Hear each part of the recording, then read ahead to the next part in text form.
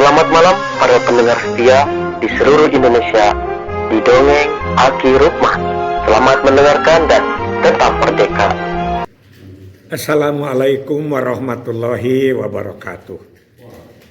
Bismillahirrahmanirrahim. Alhamdulillahidil jalali wa syari'il harami wal halali musolliyan ala rasulil mustafa wa alihil mustakmilina syarafa. Innallaha faddala bani adam wa faddallahu ala kasiri mimman khalaqahu tafdila ma ba'du. Bapak Ibu dan kawan-kawan sekalian serta anak cucu Aki dimanapun menyimak dongeng ini. Banyak permintaan terus-terusan yang menanyakan tentang istilah-istilah Sunda yang kurang populer atau bahasanya yang tidak dipakai sehari-hari. Sebetulnya mungkin tidak dipakai sehari-hari bagi kawan-kawan yang sehari-harinya berbahasa Indonesia atau barangkali anak muda yang belum mengenal bahasa-bahasa lama. Oke. Ada pertanyaan yang pertama, Ki naon ari ngajaul? Ngajaul itu melonjak. Biasanya dilarapkan atau dikenakan kepada harga-harga barang menjelang Idul Fitri, menjelang Idul Adha, atau ada kebijakan-kebijakan yang itu seperti sekarang dengan dolar yang mahal itu harga-harga menjadi melonjak bagi barang-barang impor. Itu disebutnya ngajaul. Beda dengan ngajual. Kalau ngajual itu menjual. Dagang orang jualan gitu ya. Jadi ngajaul dengan ngajual itu beda. Sekarang Ki kalau nyerak itu apa? Nah nyerak itu menangkap orang, nyerak. Tapi biasanya kalau ke binatang atau ke ikan tidak disebut nyerak. Tapi kalau nyerak kepada orang. Itu biasa sekarang dilarapkan kepada KPK yang OTT, operasi tangkap tangan. Nah kalau dalam bahasa Sunda nyerek itu ketemu pada saat dia melakukan yang tidak baik. Kalau kemarin kan disebut katohyan, kalau katohyan itu hanya ketahuan, kalau ini nyerek itu dipegang, orangnya diambil gitu. Gitu. Oke. Apa artinya tambak gado ngaburayot? Nah ini menurut penjelasan Akitosin, tambak gado ngaburayot itu dilarapkan kepada makanan seadanya. Walaupun bukan keinginan.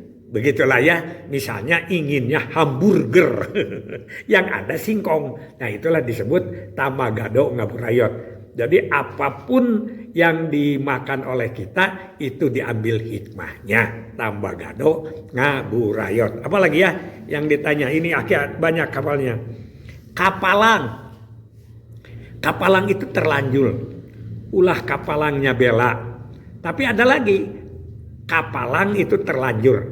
Kapalangnya kapalang asih, kapalang dede. Begitu ya. Itu terlanjur. Tapi ulah kapalangnya bela. Artinya kalau membela itu jangan setengah-setengah. Begitu. Jadi pekerjaan itu bunte mah ulah kagok capek gitulah ya. Jadi harus sampai tuntas. Nah itu tentang kapalang. Kemudian ada lagi pertanyaan anak kacindekan. Kalau kacindekan itu keputusan. Hasil musyawarah misalnya. Keputusannya apa? Jadi kalau hasil rapat itu disebutnya adalah kacindekan. Kacindekan itu baru sampai kepada hasil kesimpulan. Kesimpulan belum sampai menjadi peraturan. Itu kacindekan. Apalagi yang ditanya itu? Dumuk. Kalau dumuk itu adalah tinggal. Haji Rukman dumuknya di Pasir Jambu. Tapi kalau padumukannya adalah tempat tinggal.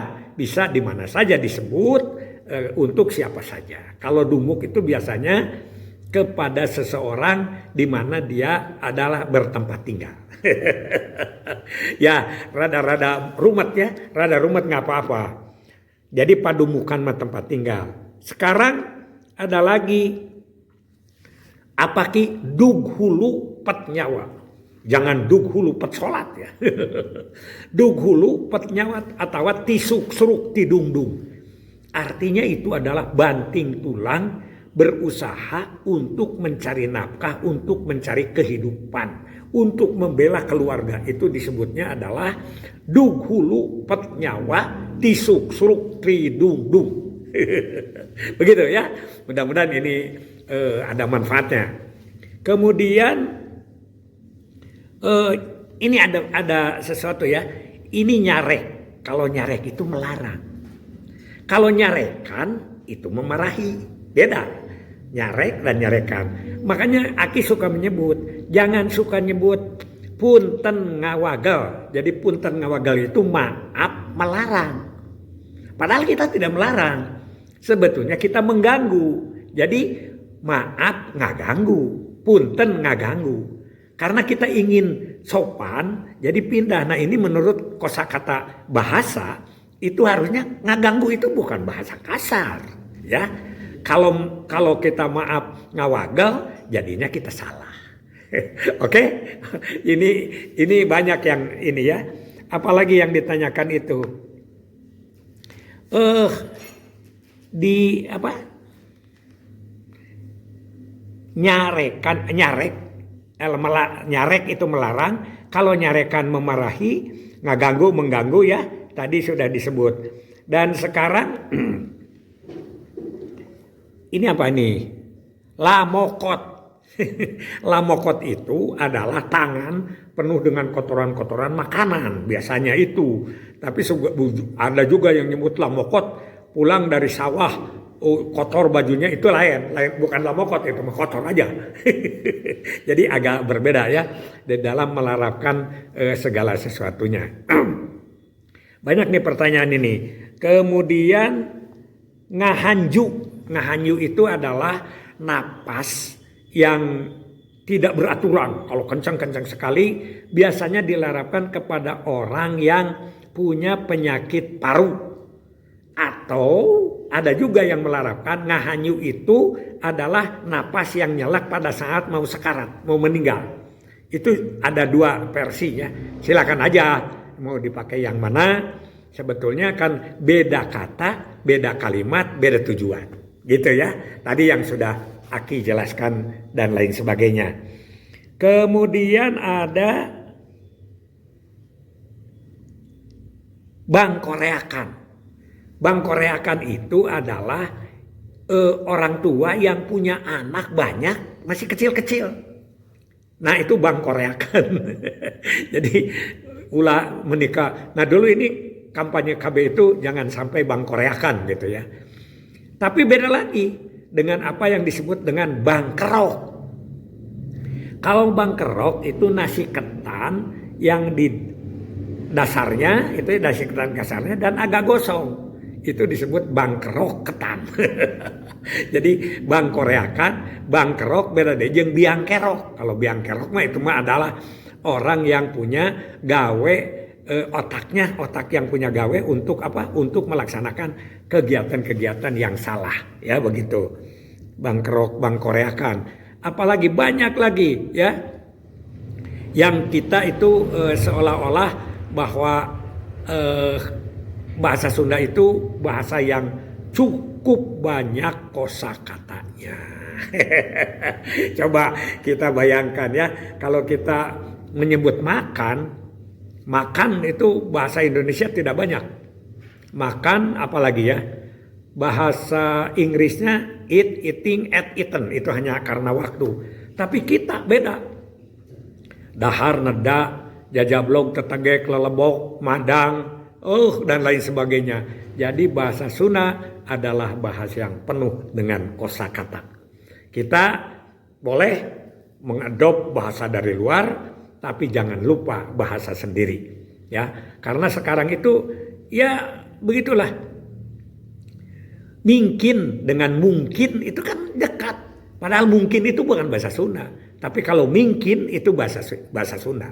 Cuman kita sudah terlanjur biasa gitulah ya, sudah begitu. Silahkan bawaannya diestafetkan. Gak apa-apa, orang ngerti. Dan itu juga sah-sah saja. Cuman kalau tidak ada orang yang mengingatkan, nanti terlanjur habis gitu bahasa Sundanya. Makanya Aki mungkin salah satu yang ingin mempertahankan seperti itu. Ya, jangan diestafetkan atau dipapaikan gitu. Mari kita abadikan, dipoto kan disebut diabadikan. Harusnya kan dilanggengkan.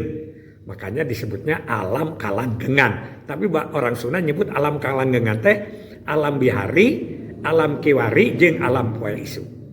Jadi disebut alam kalanggengan teh langgeng.